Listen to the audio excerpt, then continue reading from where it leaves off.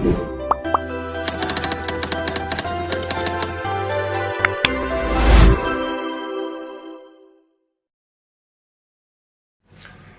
दोस्तों, welcome to transient classes. तो diploma semester 1 विद्यार्थी मित्रों માટે આપણે મેથેમેટિક્સ 1 સ્ટાર્ટ કર્યું હતું, બરાબર। હવે એની પહેલાં આપણે લેક્ચર્સમાં તમે જોયું હશે તો કે લોગેરિધમ સ્ટાર્ટ કર્યું હતું। એક લેક્ચરમાં આપણે લોગેરિધમના રૂલ સમજાવ્યા હતા, એના પછી આપણે લોગેરિધમના દાખલા ગણેલા હતા। બેઝિક જે છે 1 માર્કના એમસીક્યુ છે એવા બધા ગણેલા હતા। હવે અત્યારે આ વિડીયોની અંદર મોસ્ટ એમપી 4 માર્કના 2 દાખલા આપણે એવા ગણવાના છે જે તમારે જીટીયુની પરીક્ષાની અંદર વારંવાર પૂછાતા જ હોય છે। આ બેમાંથી કોઈ પણ એક દાખલો પરીક્ષાની અંદર હોય છે, ઓકે। ક્યારેક અહીંયા એબીસીની જગ્યાએ XYZ આપી દેતા હોય છે, અને અહીંયા તમારે XYZ છે તો એની જગ્યાએ ABC આપી દેતા હોય છે, બરાબર। તો આપણે સાબિત કરવાના દાખલા આપણે જોવાના છે, બરાબર। 4 માર્કની અંદર પૂછાય છે।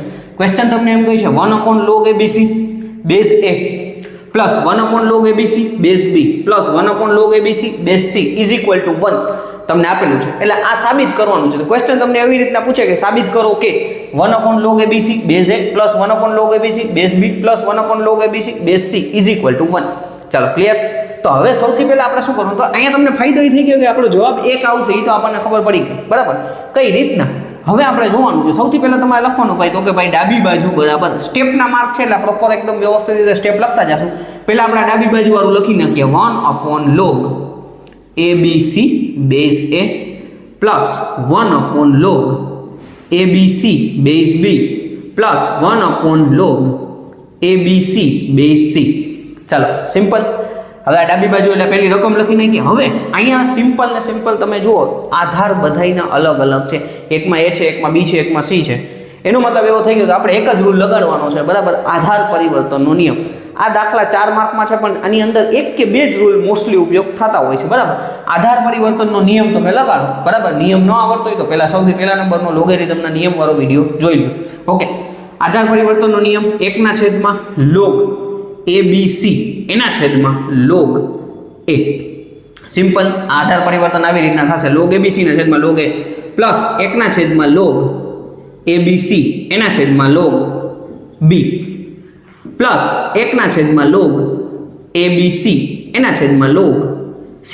છેદનો છેદ અંશમાં જશે, છેદનો છેદ અંશમાં એટલે log A એના છેદમાં log ABC plus log B એના છેદમાં log ABC plus log C એના છેદમાં log ABC। આવી રીતના થયો, બરાબર। આ છેદનો છેદ અંશમાં ગયો એટલે log A ના છેદમાં log ABC, આ છેદનો છેદ અંશમાં એટલે log B ના છેદમાં log ABC, આ છેદનો છેદ અંશમાં ગયો log C ના છેદમાં log ABC, સિમ્પલ। હવે જો છેદ સરખો છે, બરાબર। તો હવે આપણે શું કરીએ તો કે log A વત્તા log B વત્તા log C આખાઈના છેદમાં log ABC આવી રીતના લખી નાખીએ, કારણ કે છેદ 3/3 સરખો થઈ ગયો, સિમ્પલ। હવે અહીંયા તમે જુઓ છો તો કે જો અહીંયા આપણી પાસે આધાર 3/3 સરખા છે। મેં તમને કીધું હતું કે ભાઈ જો આધાર કાંઈ ન લખેલો હોય તો એનો મતલબ કે અહીંયા આધાર 10 છે, બરાબર, એવું આપણે માનવાનું છે। અથવા 3/3 અત્યારે આધાર શું છે તો કે કાંઈ આધાર નથી, 3/3 આધાર કેવા છે, સરખા છે। આધાર સરખા છે, વચ્ચે સરવાળાની નિશાની છે તો ગુણાકાર થશે। આ આપણા ગુણાકારના નિયમનો રૂલ છે કે આધાર સરખા હોય, સરવાળાની નિશાની હોય તો ગુણાકાર થશે। તો આ 3/3 નો ગુણાકાર કરો એટલે કેમ થઈ જશે તો કે log A ગુણ્યા B ગુણ્યા C એટલે log ABC આવી રીતના લખી શકશું। એના છેદમાં log ABC, log ABC શું થઈ ગયા, કેન્સલ, તો એના બરાબર થઈ જશે 1। સાવ સિમ્પલ, બરાબર। તો 1 આપણો આન્સર આવી ગયો। આને કીધું આપણે ડાબી બાજુ બરાબર જમણી બાજુ, LHS is equal to RHS, simple. પરીક્ષાની અંદર તમારે આવો ચેકો મારવાની જરૂર નથી, ખાસ ધ્યાન રાખજો। એકદમ આ રીતના પ્રોપર સ્ટેપ કરવાનું છે। આ ચેકો મારવાની અહીંયા તમને સમજાવવા માટે કે ભાઈ આ બે ઉડ્યા છે, બાકી પરીક્ષાની અંદર આપણે આવો ચેકો નથી મારવાનો, બરાબર। સીધું log ABC ના છેદમાં log ABC બરાબર 1 બરાબર જમણી બાજુ લખી નાખવાનું થશે। આ આપણો જવાબ આવી ગયો, 4 માર્ક રોકડે રોકડા મળી ગયા, બરાબર। હવે આ દાખલો જેવો છે એના જેવો જ બીજા નંબરનો દાખલો આપેલો છે। ફરક શું કર્યું છે, અહીંયા ખાલી તમને છે ને XY આપી દીધા છે, સામે તમને 2 આપી દીધા છે। જવાબ સાબિત કરવાનો છે એ શું છે તો કે 2 આપણે સાબિત કરવાના છે, બરાબર।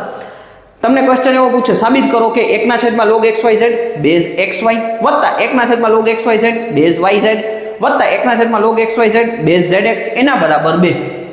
એના બરાબર આપણે શું કરવાનું છે તો એના બરાબર આપણે 2 સાબિત કરવાના છે। તો સિમ્પલ વસ્તુ મેં તમને કીધું એ પ્રમાણે સૌથી પહેલા લખવાનું તો કે ભાઈ ડાબી બાજુ બરાબર 1/log XYZ આધાર આપણો XY પાછો વત્તા 1/log XYZ એના છેદમાં YZ વત્તા 1/log x y z આધાર આપણો zx, બરાબર. બે તો સાબિત કરવાના છે એટલે એ લખવાનું નથી, બરાબર. અહીંયા સમાન જે આ દાખલો છે એવો જ આ દાખલો છે, આધાર પરિવર્તનના નિયમનો ઉપયોગ કરવાનો છે, બરાબર. Change the base rule. 1/log x y z divided by log xy plus 1/log x y z divided by log yz plus 1/log x y z divided by log zx. છેદનો છેદ અંશમાં જશે એટલે log xy એના છેદમાં log xyz plus અહીંયા છેદનો છેદ અંશમાં ગયો એટલે log yz એના છેદમાં log xyz plus log zx એના છેદમાં log xyz. ચાલો સિમ્પલ. પાછું સમાન વસ્તુ થઈ ગઈ તો કે ભાઈ છેદ સરખો છે, ઉપર આપણે સરવાળાની નિશાની છે, બરાબર. તો આવી રીતના લખી શકીએ log xy વત્તા log yz વત્તા log zx sorry log xyz, કારણ કે છેદ તણેતરના સરખા છે તો આપણે ડાયરેક્ટ લખી દઈએ. હવે અહીંયા તમે જુઓ તો કે તણેતરના આધાર સરખા છે તો કે યસ, સરવાળાની નિશાની છે તો કે હા, તો ગુણાકારનો નિયમ લાગુ પડશે. તણેતરનો ગુણાકાર કરો એટલે આવી રીતના થશે log xy વત્તા ગુણાકારમાં આવશે ગુણ્યા yz અને ગુણ્યા zx whole divided by log x y અને z. હવે અહીંયા જો x નો ગુણાકાર x આરે, y નો ગુણાકાર y આરે, z નો ગુણાકાર z આરે, બરાબર. તો શું થઈ જશે? આપણે આવી રીતના લખી શકીએ log x y અને z હોલ સ્ક્વેર કરી નાખીએ log x y z આખાઈનો વર્ગ, કારણ કે બધા બે બે છે, ત્રણનો છે એટલે હોલ સ્ક્વેર કરી નાખ્યું x y z whole square divided by log x y z. હવે અહીંયા તમે જુઓ છો તો કે બે આગળ આવવા દો, બરાબર. તો 2 log x y z divided by log x y z શું થઈ ગયા? કેન્સલ. તો આન્સર આપણી પાસે શું આવ્યો? અહીંયા હું લખું છું, બરાબર, કારણ કે જગ્યાએ અહીંયા જ લખી નાખી ઇઝ ઇક્વલ ટુ 2. બે આપણો આન્સર આવી ગયો, કારણ કે બે આપણા ઘાતાંકના નિયમ પ્રમાણે આપણે આગળ લઈ લીધા, બરાબર. એટલે log x y z આપણા કેન્સલ થઈ ગયા, તો બે ખાલી વધ્યા છે, બે. એટલે એ આપણા શું થઈ ગયા? ડાબી બાજુ બરાબર જમણી બાજુ. આ આપણો આન્સર સાબિત થઈ ગયો છે, બરાબર. હવે આટલું વ્યવસ્થિત રીતે તમે લખો એટલે 4 માર્ક તમને મળે, બરાબર. સેમ પ્રોસિજરમાં તમારે લખવાનું છે, બરાબર. અહીંયા જે હું તમને લખું છું એ તમારા જીટીયુમાં જેવી રીતના પેપરમાં લખવાનું છે ને એ તમારે કરવાનું છે. ખાલી એક આવા ચેકા મારવાના નથી પરીક્ષાની અંદર, ઓકે. એટલે તમને પૂરેપૂરા 4 માર્ક મળશે. આનો સૌથી મોટો ફાયદો એ છે કે આન્સર આપણી સામે છે, ભાઈ બે લઈ આવવાનો છે, બરાબર. તો પ્રોપર અને નિયમ ખાલી કેટલા ઉપયોગ થયા? બે. એક તો અહીંયા આધાર પરિવર્તનનો નિયમ, અહીંયા ઘાતાંકનો નિયમ, બરાબર. અહીંયા તમે જો, અહીંયા તો એ નથી, અહીંયા એક આપણે અને એક આ ગુણાકારનો નિયમ, 3 નિયમ આપણે અહીંયા ઉપયોગ થયા, બરાબર. એક ગુણાકારનો નિયમ, આધાર પરિવર્તન, ગુણાકાર અને ત્યાર પછી આપણે ઘાતાંકનો નિયમ, ઓકે. તો આ રીતના તમારે દાખલા ગણવાના છે, બરાબર.